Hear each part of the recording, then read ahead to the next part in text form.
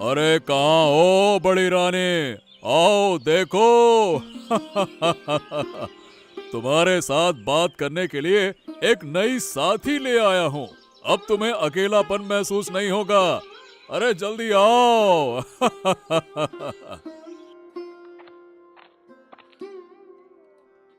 आप किसे लेकर आए हैं महाराज? हाँ, इनसे मिलो। ये है मेरी दूसरी रानी, रानी श्रद्धा। आप ये क्या कह रहे हैं महाराज? क्या आपका विवेक खो गया है? आप उसे रानी बनाकर महल में कैसे ला सकते हैं?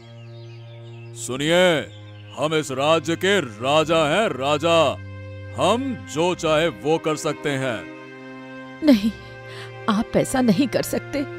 आपका बेटा बड़ा हो चुका है। इस उम्र में अगर आप ऐसा करेंगे तो आपका बेटा क्या सोचेगा? नहीं नहीं नहीं नहीं, ये बात बेटे की नहीं है। शायद ये तुम्हें बर्दाश्त नहीं हो रहा है ना? महाराज, ऐसा व्यवहार मत कीजिए। मैंने तो आपको कोई बुरा शब्द नहीं कहा। तो सुनो बड़ी रानी, अगर इस महल में रहना है तो हमारी बात माननी होगी। और अगर तुमने छोटी रानी के साथ कोई दुर्व्यवहार किया तो हम तुम्हें इस महल से हमेशा हमेशा के लिए बाहर निकाल देंगे। समझ गई? बड़ी मुश्किल से इस महल में प्रवेश किया है। अब इस रानी को यहाँ से हटाना होगा, फिर ये महल और ये राज्य मेरा होगा। क्या आप अपने बेटे के बारे में एक बार भी नहीं सोचेंगे महाराज? हमने अपने बेटे के लिए किसी चीज की कमी नहीं छोड़ी। उसके लिए सब कुछ है। इस महल में उसे किसी भी चीज की जरूरत नहीं होगी। और हाँ, छोटी रानी को हमेशा अपने साथ रखना, उसे इस महल की सारी बातें समझा देना, ये जिम्मेदारी हम तुम्हें देते हैं। जाओ। नहीं नहीं नहीं नहीं नहीं नहीं, मैं ये कभी नहीं सहन करूंगा माँ। जब आप हैं तो पिताजी को किसी और को इस परिवार में क्यों लाना ही क्यों है? हम राज्य के लोगों को क्या मुंह दिखाएंगे? तुम्हें भी पता नहीं कितनी बातें सुननी पड़ेंगी। अरे मैं अपनी चिंता नहीं करता माँ, लेकिन पिताजी का ये अचानक से बदला हुआ रूप मुझे बिल्कुल स्वीकार नहीं है। तुम कुछ मत कहना। जो भी कहना होगा मैं कहूंगी। चाहे आप मना करें माँ, लेकिन मुझे एक बार पिता का सामना तो करना ही होगा, नहीं तो राज्य के लोगों का राजा पर से विश्वास उठ जाएगा। महाराज ने ऐसा कौन सा पाप कर दिया जो राज्य के लोग उन्हें गलत समझेंगे? राज्य के लोग कह रहे हैं कि महाराज पहले जैसे नहीं रहे, वो बहुत बदल गए हैं। मुझे ये बदलाव किस चीज का है यही जानना है। कुछ भी नहीं बदला है। महाराज पहले जैसे ही हैं। तुम तो उनके पुत्र हो, इतने वर्षों से उन्हें देख रहे हो, और अब तुम्हें ऐसा लग रहा है? तुम्हें हमारे बीच की बातों में आने की कोई जरूरत नहीं है। हम माँ बेटे बात कर रहे हैं। तुम बिना अनुमति यहाँ क्यों आई? आप भूल रही हैं कि अब इस महल की हर चीज पर मेरा अधिकार है। अगर आपने मुझे कुछ ज्यादा कहा तो मुझे महाराज को बताना पड़ेगा। तुम्हारी बड़ी रानी के बेटे से मुझे इतनी बातें सुननी पड़ी। पहले दिन से ही ये सब शुरू हो गया है। क्या पूरी जिंदगी इसी तरह चलेगा? हम तुमसे वादा करते हैं रानी, हम उनसे अलग से बात करेंगे। उन्हें मना करेंगे कि तुम्हारे साथ ये बुरा व्यवहार ना करें। महाराज के जय हो, महाराज के जय हो। महाराज, क्या हम अंदर आ सकते हैं? हाँ हाँ हाँ, आओ मुकेश, आओ आओ आओ। बताओ, क्या कहना चाहते हो? महाराज, आपसे कुछ निजी बातचीत करनी थी। सबसे पहले मैं तुम्हें बता दूं, जब से मैं आई हूँ मेरी पीठ पीछे महाराज के साथ कोई बात नहीं होगी। और दूसरी बात, जब मैं और महाराज अकेले में बात कर रहे हो तो बिना मतलब बीच में आकर हमें परेशान मत करो। लेकिन महारानी, अगर कोई महत्वपूर्ण बात हो तो महाराज को बताए बिना कैसे रह सकता हूँ? मुकेश, महारानी जो कह रही हैं वो ध्यान से सुनो, ठीक है? उनके सामने बहस मत करो। क्षमा करें, क्षमा करें, मेरी गलती हो गई महारानी। मैं अब किसी भी तरह अचानक यहाँ नहीं आऊंगा, क्षमा चाहूंगा। तो फिर अब यहाँ खड़े क्यों हो? जाओ यहाँ से। लेकिन हमारी जरूरी बात महाराज। हाँ हाँ ठीक है, वो फिर कभी हो जाएगी। अब खड़े खड़े बहस क्या कर रहे हो? जाओ। ठीक है, क्षमा करें महाराज, मैं अभी जाता हूँ, क्षमा करें। देखा, ऐसे लोगों को तुमने सर पर चढ़ा रखा है, फिर तुम्हारी तरक्की कैसे होगी? खैर, जब मैं हूं सब ठीक हो जाएगा। प्रहरी, बड़ी रानी कहाँ है? उन्हें सुबह से नहीं देखा। महारानी, आप भला उन्हें कैसे देखेंगी? वो तो महल की छत पर कबूतरों को दाना खिला रही हैं।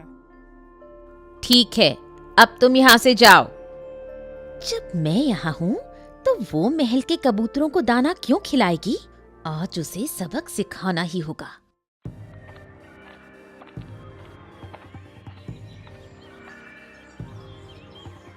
यही मौका है। आसपास कोई नहीं है। बड़ी रानी छत के एकदम किनारे खड़ी है। मैं अपना काम चुपचाप कर देती हूँ। कोई है? अरे कोई जल्दी से यहाँ आओ। अरे बड़ी रानी छत से गिर गई हैं। कोई है? अरे जल्दी बचाओ, कोई है? अरे ये क्या हुआ? महारानी ऐसे कैसे नीचे गिर गई? ये क्या हुआ? अरे मैं बाहर पहरा दे रहा था, ऊपर से अचानक से गिरने की आवाज सुनाई दी। है भगवान, ये तो बहुत खून बह रहा है। प्रहरी, जल्दी से अंदर जाओ और वैद्य जी को तुरंत बुला कर ले आओ। जल्दी जाओ। हाँ मंत्री जी, मैं अभी लेकर आता हूँ। वैद्य जी, क्या समझ रहे हैं आप? मतलब मेरी माँ ठीक हो जाएंगी ना? हाँ, जैसी स्थिति दिख रही है, मामला थोड़ा गंभीर है। क्या? इसका मतलब क्या है वैद्य जी? कृपया साफ साफ शब्दों में बताइए। मैं माँ को लेकर बहुत चिंतित हूँ। देखो आदित्य, तुम्हारी माँ ठीक तो हो जाएंगी, लेकिन मुझे लगता है कि इतनी ऊंचाई से गिरने के कारण उनके सर में गहरी चोट आई है। उनकी दोनों आंखें जा सकती हैं। क्या? आप ये क्या कह रहे हैं? मतलब मेरी माँ अंधी हो जाएंगी? देखो, मैं वही कह रहा हूँ जो सही है। मैं समझ सकता हूँ तुम्हें दुख होगा, लेकिन सच्चाई स्वीकार करनी होगी। सचमुच, हे भगवान, हे भगवान, हमारी महारानी के भाग्य में ऐसी दुर्घटना लिखी थी, ये मैंने सोचा भी नहीं था। उन्होंने जीवन में कोई पाप नहीं किया, फिर अचानक ये कैसे हो गया? उनको छत पर जाना ही क्यों? शायद किनारे गई होंगी और चक्कर खाकर गिर गई होंगी। वैद्य जी, क्या मेरी माँ कभी ठीक नहीं होंगी? हाँ, नहीं पता बेटा। मुझे नहीं लगता कि तुम्हारी माँ कभी देख पाएंगी। हाय, ये मेरा दुर्भाग्य है। मेरे साथ ही ऐसा क्यों होता है? मैं क्या करूं? शांत हो जाओ। वास्तविकता को स्वीकार करना सीखो आदित्य। भगवान को याद करो, वो सब कुछ ठीक कर देंगे। निश्चिंत रहो। अरे भगवान क्या ठीक कर देंगे? अरे मेरी माँ की आंखें छीन ली। अब तो मेरा भगवान पर से विश्वास खत्म हो रहा है। अरे ऐसा कैसे कर सकते हैं? हाँ, इन सब के पीछे जरूर कोई साजिश है। मेरा दिल कभी झूठ नहीं बोलता। हमारे इस राजमहल में ये क्या हो रहा है? हर दिन कुछ ना कुछ अनहोनी हो रही है। और क्या कहो तुम्हें, हालात तो बिल्कुल बदल से गए हैं। बड़ी महारानी अचानक से छत से कैसे गिर पड़ी, यही बात मुझे शक में डाल रही है। तुम्हें किस पर शक है? मुझे लगता है कि इसके पीछे किसी और का हाथ है। अब किसका हाथ है ये मैं कह नहीं सकता, लेकिन सही बताऊं ना तो मुझे उस छोटी रानी पर बहुत शक है। हाँ, उसी के आने के बाद से तुम्हारे महाराज का पूरा व्यवहार बदल गया है। जैसे कुछ भी हो, उन्हें किसी चीज की परवाह ही नहीं है। बड़ी रानी के साथ इतना बड़ा हादसा हो गया और इस पर भी वो बिल्कुल उदासीन है। अरे महाराज तो जैसे पूरी तरह से बदल गए हैं। कुछ दिनों पहले ही जब मैं राजमहल गया था तो उन्होंने मुझे इतनी बातें सुनाई, ऐसा लगा कि जैसे मैं महाराज से नहीं किसी अनजान आदमी से बात कर रहा हूँ। हाँ, लेकिन मैंने कुछ नहीं कहा। पर मुझे समझ नहीं आता कि ये छोटी रानी आखिर चाहती क्या है। देखो, ऐसा ना हो कि ये रानी हमारे पूरे राज्य को धीरे धीरे बर्बाद कर दे। बस यही डर मुझे भी है, और शायद एक दिन मेरे सब्र का बांध टूट जाएगा और मैं कुछ कह बैठूंगा, जिसके बाद तो मुझे राजमहल से निकाल दिया जाएगा। तब मैं कैसे जीऊंगा, बस यही सोचता हूं मैं। मेहनत करके खाएंगे, लेकिन कभी भी अन्याय के आगे सिर मत झुकाना। ये बात मैं तुमसे साफ कह रही हूँ। हाँ, तुम्हारे साथ होने से मुझे हिम्मत मिलती है, वरना मैं तो अब तक पगला गया होता। लेकिन उस छोटी रानी से जरा बचकर रहना। वो किसी भी वक्त तुम्हें झूठे मामले में फंसा सकती है। हाँ, मैं उससे सावधान रहूंगा। महाराज, क्या आपने राज्य में चारों ओर हो रही बातें सुनी है? प्रजा आपके बारे में क्या कह रही है? नहीं, हमने कुछ नहीं सुना अभी तक। ऐसा क्या हो रहा है रानी? आप बताइए, विस्तार से बताइए। महाराज, आपकी ये अंधी महारानी कब तक इस महल में रहेगी? इसका मतलब वो महल छोड़कर और कहाँ जाएगी? अरे वो भी तो तुम्हारी तरह मेरी रानी है। मैं सब समझ रही हूँ महाराज, लेकिन प्रजा इसे अच्छा नहीं मान रही है। प्रजा कह रही है कि महाराज अंधी महारानी के साथ रहते हैं। क्या? अरे इतना साहस किसका है जो हमारे बारे में ऐसी बातें कर रहा है? वे आपके सामने तो कुछ नहीं कहेंगे, लेकिन पीठ पीछे बातें करते हैं। उनमें से कुछ बातें मेरे कानों तक भी पहुंची हैं। अरे ये तो अपमानजनक है। आखिर इससे छुटकारा कैसे पाया जाए? हाँ, तुम बताओ। महारानी कश्मीरा को इस महल से निकाल दीजिए, तभी आप इस अपमान से मुक्त हो पाएंगे, वरना प्रजाजन की इन कड़वी बातों से आप कभी छुटकारा नहीं पा सकेंगे। अरे लेकिन हम उसे महल से बाहर नहीं निकाल सकते। अगर मेरी बात नहीं मानी तो आप इस अपमान को कभी मिटा नहीं पाएंगे। ठीक है। जब तुम कह रही हो तो हम यही करेंगे। विचार करने की कोई जरूरत नहीं है महाराज। उसके पास तो बेटा भी है, उसकी इतनी चिंता क्यों करना? उसे और उसके बेटे को महल से निकाल दीजिए। हम कल ही इसका इंतजाम करते हैं।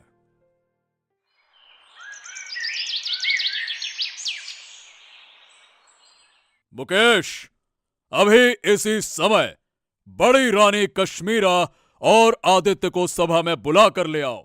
जाओ। जी महाराज जी, लेकिन वो लोग इस सभा में आकर क्या करेंगे? मुकेश, तुम आजकल सवाल बहुत पूछने लगे हो।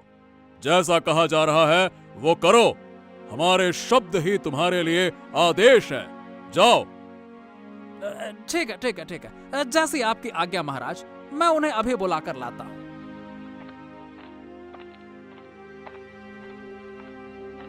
एक खास कारण से अपने निर्णय की सूचना देने के लिए तुम दोनों को यहाँ बुलाया गया है। क्या निर्णय है महाराज का? मेरी माँ ज्यादा देर तक खड़ी नहीं रह सकती हैं। कृपया जल्दी बताया जाए। महारानी कश्मीरा के अंधे होने के बाद से प्रजा हमारे बारे में बहुत उल्टी सीधी बातें कर रही है। ये बातें अब हमारे कानों तक पहुंच चुकी हैं। लेकिन महाराज, हमने तो किसी को आपके बारे में कुछ कहते हुए नहीं सुना। मुकेश, बीच में मत बोलो। सुनो आदित्य, हम सीधे कहते हैं, तुम्हें और तुम्हारी मां को अब इस महल में रहने की इजाजत नहीं है। तुम अपनी राह देख सकते हो। जाओ। ये आप क्या कह रहे हैं महाराज? कृपया ऐसा मत कहिए। हम दोनों कहाँ जाएंगे? ये हम नहीं बता सकते, लेकिन हमने आपको यहाँ से जाने को कहा है, तो इसका मतलब आप आज ही महल छोड़कर चले जाइए। आपको जाना होगा इसी वक्त। ठीक है, अगर इससे आपको सुविधा होती है तो हम चले जाएंगे। हाँ, इसी में हमारी भलाई है। जितनी जल्दी हो सके यहाँ से चली जाओ, इससे हमें खुशी होगी। जाओ। हाँ, ये सब उस छोटी रानी की साजिश है। मैं सब समझता हूँ, लेकिन क्या करूं, मैं कुछ कह नहीं सकता। जो हो रहा है उसे होने दे। तू अपना आपा मत खो। जो होगा अच्छे के लिए ही होगा। लेकिन माँ, अब मैं तुम्हें लेकर कहाँ जाऊं? तुम्हारा शरीर तो पहले से ही कमजोर है और तुम्हें चलने में बहुत दिक्कत होती है। अब ऐसे में कहाँ जाएंगे हम? चाहे जितनी भी दिक्कत हो, हमें हमारे भाग्य के साथ जाना होगा। जो नियति ने तय किया है वही होगा। आदित्य, महारानी, अब आप कहाँ जाएंगे? आपके पास जाने के लिए कोई जगह नहीं है। मैं तो कहता हूँ कि देखिए, आप लोग हमारे घर चलिए। नहीं मुकेश, तुम्हें परेशान करने का कोई फायदा नहीं। हम माँ बेटा कहीं और जाकर अपना ठिकाना बना लेंगे। महारानी जी, ऐसा मत कहिए। आपके बिना ये महल सूना हो जाएगा। ये राज्य और इसके लोग आपको बहुत प्यार करते हैं। मैं आपको एक जगह ले चलता हूँ, आप निश्चिंत रहिए। आप दोनों वहाँ आराम से रह सकते हैं, ठीक है? ठीक है, जब तुम कह रहे हो तो हमें वहाँ ले चलो। ठीक है, लेकिन हम जाएंगे कहाँ? आइए, आप दोनों मेरे साथ आइए। मैं आपको एक अच्छी जगह पे ले चलता हूँ। आप कोई चिंता मत कीजिए, निश्चिंत होकर मेरे साथ आइए। आइए। ठीक है। जब आप कह रहे हैं तो हम चलेंगे। हाँ, आइए आदित्य बाबू, आइए, चलिए मेरे साथ। बूढ़ी माँ, अरे ओ बूढ़ी माँ, कहाँ हो? देखिए तो सही, आपके घर कौन आया है। अतिथियों का स्वागत कीजिए। अरे देखिए तो, आपका जीवन धन्य हो जाएगा। अरे महारानी, आप, आदित्य बाबू, आइए, अंदर आइए। अरे पहले अंदर तो लेकर चलो इन्हें, फिर बात करते हैं बूढ़ी माँ। चलो, इन्हें अंदर लेकर चलो। बोलो मुकेश, क्या कहना है बेटा? अरे बूढ़ी माँ, बात यह है कि हमारे महाराज हो गए हैं स्वार्थी। उन्होंने बड़ी रानी माँ और आदित्य बाबू को महल से निकाल दिया है। उनके पास अब जाने के लिए कोई जगह नहीं बचे है, इसीलिए मैं उन्हें आपके पास लेकर आया हूँ। अब देखो, आप मना मत करना, वो आपके साथ रहना चाहते हैं। दया की बात क्यों कर रहे हो मुकेश? महारानी हमारे घर में रहेंगी, ये तो मेरे लिए सौभाग्य की बात है। मैं उनके लिए व्यवस्था कर देती हूँ। क्या सच में आप हमें यहाँ रहने देंगी? क्यों नहीं रहने दूंगी? तुम्हारे लिए मैंने ये छत पाई है। तुम्हें इस छत के नीचे रखने में मुझे कोई परेशानी नहीं होगी। मुकेश, तुम चिंता मत करो, मैं तुम्हारे अनुरोध को ठुकराऊंगी नहीं। ठीक है, चलो, ये बहुत अच्छा हुआ। अब मैं निश्चिंत हुआ। अब बड़ी रानी माँ और आदित्य बाबू को मैं तुम्हारे भरोसे छोड़ रहा हूँ। आदित्य बाबू, आप अपने मन से रहिए, ठीक है ना? निश्चिंत होकर रहिए। इस मुश्किल समय में हम आपके लिए इससे ज्यादा कुछ नहीं कर पाए। हमें दुख तो है और क्षमा भी कीजिएगा, लेकिन हम आपके साथ हैं। आप निश्चिंत रहिए। अरे बस, आप ऐसा मत कहिए। आपने जो किया वो हमारे लिए बहुत है। आपने हमें यहाँ तक पहुँचाया। आपने एक तरह से हमें एक नया जीवन दे दिया। ये बहुत बड़ी बात है। हम धीरे धीरे पहले की तरह जीना शुरू कर देंगे। बहुत बहुत धन्यवाद आपका। महारानी, क्या मैं अंदर आ सकता हूँ? मैं आपके लिए खबर लेकर आया हूँ। आओ प्रहरी, अंदर आओ। बताओ, क्या खबर लाए हो? महारानी जी, मैंने सुना है कि मुकेश ने बड़ी रानी और आदित्य बाबू की मदद की है। हाँ, और जब उन्हें महल से निकाल दिया गया था ना, तो उसने मदद की है। क्या? उसकी हिम्मत बढ़ती जा रही है। वो शुरू से मेरी बात नहीं मानता। अब ये सुनकर मुझे भी बहुत बुरा लगा। महाराज के आदेश का इस तरह से अपमान तो नहीं किया जा सकता। आखिरकार वो महाराज हैं। तुम ठीक कह रहे हो, मुकेश को सजा मिलनी चाहिए। लेकिन महारानी, अगर राज्य के लोगों को पता चला कि आपने मुकेश को बड़ी रानी की मदद करने के लिए सजा दी है, तो इससे हमारी बदनामी हो जाएगी। तुम सही कह रहे हो। फिर क्या किया जाए? अगर आप अनुमति दें तो मैं कुछ कह सकता हूँ। अनुमति लेने की जरूरत नहीं, जो कहना है कहो। देखिए, मेरा सुझाव है कि हम मुकेश को जंगल में ले जाकर बाघ से मरवा दें। तुम सही कह रहे हो, लेकिन महाराज को इसकी भनक लगनी नहीं चाहिए। सब काम चुपचाप हो जाएगा, आप निश्चिंत रहिए। वरना वो भविष्य में महल के राज दूसरों को बताएगा। वो हमारे लिए भविष्य का खतरा है एक तरह से। अगर तुम ये काम कर दोगे तो मैं तुम्हें बहुत सारी स्वर्ण मुद्राएं दूंगी। हाँ, आप निश्चिंत रहिए, आप चिंता मत करिए। हम अपना काम सही तरीके से करेंगे, बस आप चिंता मत करिए। क्या हमें जाना नहीं चाहिए? अरे काफी समय से शिकार पर नहीं गया हूँ, हमें जाना चाहिए था। फिर आप क्यों जाएंगे? मंत्री जी तो है, जो वो कहेंगे हम वही करेंगे। मुकेश ने तो पहले बड़ी रानी को खुश किया था, अब देखो मेरे लिए कुछ शिकार कर लाओ, मुझे खुश करो। तुम मुकेश के हाथों शिकार देखना चाहती हो, है ना? तुम अब तक जो समझ नहीं पाए वही मैं अब समझ रही हूँ। तो मुकेश, मेरी छोटी रानी की इच्छा पूरी करना तुम्हारा कर्तव्य है ना? बिल्कुल बिल्कुल बिल्कुल, आप चिंता ना करें, मैं सिपाहियों के साथ शिकार लेकर आता हूँ, निश्चिंत रहिए महाराज। आज तुम्हारा आखिरी दिन है, इसके बाद कोई तुम्हें बचा नहीं पाएगा। वो क्या कहेंगे? मैं कह रही हूँ, तुम जाओ और जल्दी से शिकार लेकर लौट आओ। भाइयों, इतने गहरे जंगल में जाने का कोई फायदा नहीं है, वहां बहुत सारे हिंसक जानवर हैं। ज्यादा जंगल में गए तो हमें परेशानी हो सकती है, ठीक है ना? अरे लेकिन आप हमें डरा क्यों रहे हैं?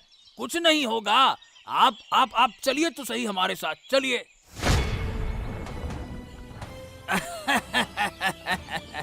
अब मुकेश तू भागेगा कहाँ? तुझे आज यही चोटिल करके छोड़ देंगे, मर जाएगा अपने आप।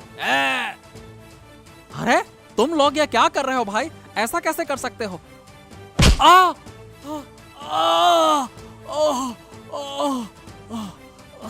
बेईमानी, इसका मतलब ये सब कुछ उनका षड्यंत्र था और मुझे फंसाकर वो चले गए। हे भगवान, मारे किस्मत में यही लिखा था, आखिरकार मुझे जंगल के बाघ के हाथों मरना होगा। जब तक मैं जीवित हूँ तुम्हें कोई नुकसान नहीं पहुंचा सकता। आदित्य, अगर आप नहीं आते तो आज मैं मर जाता। ये सब बातें बाद में करेंगे, चलो यहाँ से चलते हैं, नहीं तो बाघ फिर से आ जाएगा। चलो। बताओ सिपाहियों, तुम्हारे पास क्या खबर है? क्या तुम लोग काम खत्म कर पाए? हाँ महारानी, अब तो लगता है कि वही बाघ मुकेश को आराम से चबाकर खा रहा होगा। शाबाश, मैं तुम्हारे काम से खुश हूँ, लेकिन तुम्हें एक और काम करना है।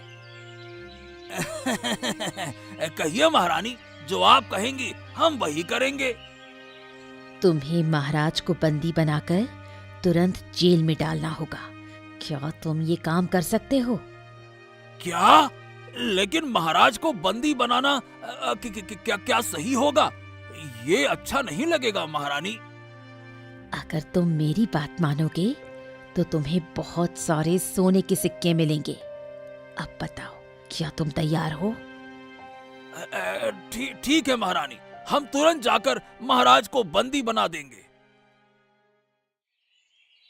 क्या हुआ सिपाही, तुम्हारे शिकार की क्या खबर है, बताओ। महाराज, बिल्कुल सही पूछा आपने, हम तो शिकार करने ही आए हैं। क्या? इसका क्या मतलब है? तुम कहना क्या चाहते हो? हम कुछ समझ नहीं पाए। अभी समझाते हैं, चलिए आपको हमारे साथ चलना होगा, हमने आपको बंदी बना लिया है। सिपाहियों। क्या? तुम्हारी इतनी बड़ी हिम्मत, कि तुम हमें बंदी बनाओगे? रुक जाओ, अभी मैं लोगों को बुलाता हूँ, रुको। हाँ, बस बस बस बस, बहुत हो गया। तुम्हारे बुलाने से कोई नहीं आएगा, चिंता ना करो। अब सब महारानी श्रद्धा की बात मानते हैं। महारानी ने आपको बंदी बनाने का आदेश दिया है, समझे? अरे पकड़ते क्यों नहीं, पकड़ो। षड्यंत्र, इसका मतलब पहले मुझे अकेला करके ये सब षड्यंत्र रचा गया। लेकिन क्यों? सिर्फ एक ही वजह है, इस राज्य और राजपाट को पाने के लिए। कोई तुम्हें नहीं बचा पाएगा महाराज, अगर तुम अपना अच्छा चाहते हो। तुम इस पाप की सजा पाओगी, कोई तुम्हें बचा नहीं सकेगा। एक दिन तुम्हारा भाग्य बदल जाएगा, याद रखना। मेरी बहुत पुरानी इच्छा थी कि मैं इस राज्य की सत्ता खुद संभालूं। कोई भी मेरी इस इच्छा को नहीं बदल सकता। आप बातें बहुत बढ़ा रहे हैं महाराज, अब जल्दी से चलिए हमारे साथ, हमारे पास और भी बहुत काम है। महारानी के बहुत से काम निपटाने हैं, जल्दी चलिए, चलो ले चलो। मुझे गुप्त सूत्र से खबर मिली है, छोटी रानी ने हमारे महाराज को बंदी बना लिया है। मुझे पता था एक दिन ऐसा ही होगा। महाराज को जिस तरह से वो अपनी गिरफ्त में ले रहे थे, ये तो होना ही था। लेकिन क्या हमारे महाराज पूरी जिंदगी इस तरह बंदी रहेंगे? जिन्होंने मेरी माँ को तकलीफ दी है, उन्हें तो सजा मिलनी ही चाहिए बूढ़ी माँ। इसके अलावा और कोई रास्ता नहीं है। आदित्य बाबू, किसी भी हाल में ये खबर हमारी बड़ी रानी तक ना पहुंच पाए, वरना वो बहुत दुखी होंगी। ये तो सच है, लेकिन सवाल ये है कि छोटी रानी ने राज्य पर कब्जा कर लिया है, हम अब यहां तो नहीं रह सकते। वो लोग पहरेदार लगाकर हमें नुकसान पहुंचाने की कोशिश करेंगे। हाँ बिल्कुल, वो हमें खोजकर फिर से नुकसान पहुंचाने की कोशिश करेंगे। हम उन्हें ऐसा मौका नहीं देंगे। हमें आज ही इस राज्य को छोड़कर बहुत दूर जाना होगा। लेकिन क्या छोटी महारानी को इस पाप की सजा नहीं मिलेगी? वक्त आ गया है कि वो लोग जरूर अपनी बुराई का परिणाम भुगतेंगे। मैंने सब कुछ सुन लिया है। मुझे सच में बहुत दुख हो रहा है कि महाराज अपने ही जाल में फंस गए हैं। नहीं, बस बस बस, तुम दुखी मत हो माँ, तुम दुखी मत हो। उनकी बुराई का परिणाम उन्हें मिलेगा। हमें राजमहल से निकाल दिया गया, अब हम कभी वहां नहीं जाएंगे। तो सुनो, उस दिन जब मैं छत पर कबूतरों को खाना दे रही थी, तब मुझे किसी ने पीछे से धक्का दिया था। मेरा विश्वास है कि वो छोटी रानी के अलावा और कोई नहीं था। हाँ, मेरा शक बिल्कुल सही था। मेरा दिल कहता था कि महारानी के साथ षड्यंत्र हुआ है। देखा, मैंने कहा था ना। हाँ, लेकिन मेरी पत्नी अब अकेली है। आज रात उसे लेकर आऊं, और अंधेरे में हमें छुपने के लिए जगह चाहिए। क्या आप तैयार हैं महारानी? फिलहाल बचने के लिए और कोई रास्ता नहीं है। आज रात ही हम यहाँ से चले जाएंगे।